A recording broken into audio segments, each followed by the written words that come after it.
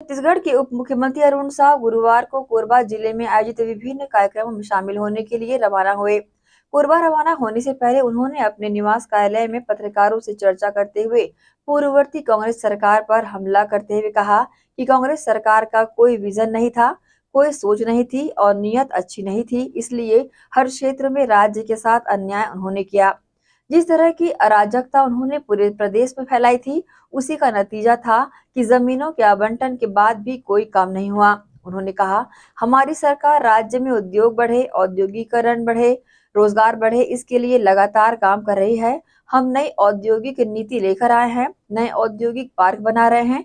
उद्योगों के लिए जमीन का आवंटन हो, ये सुनिश्चित करने के लिए लगातार सरकार प्रतिबद्धता से काम भी कर रही है और आने वाले समय में निश्चित रूप से उसका परिणाम भी दिखने लगेगा।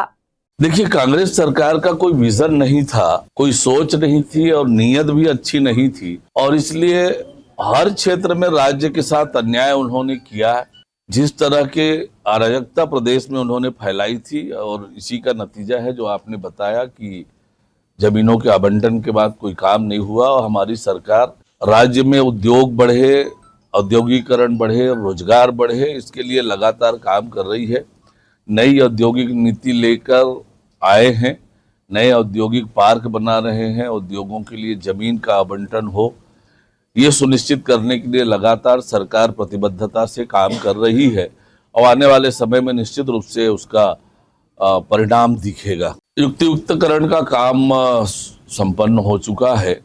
जो शिक्षक विहीन स्कूल थे वहाँ शिक्षकों की नियुक्तियां हो गई है और समय पर जो शैक्षणिक सत्र है वो प्रारंभ हो जाएगा। सरकार इसके लिए प्रतिबद्धता से काम कर रही है। हम तो हमारी सरकार बनने के बाद शिक्षा का स्तर ऊंचा करने के लिए, शिक्षा की गुणवत्ता के लिए लगातार काम कर रहे हैं। तो समय पर पाठ्य पुस्तकें भी पहुंच जाएगी और समय से शैक्षणिक सत्र प्रारंभ होगा।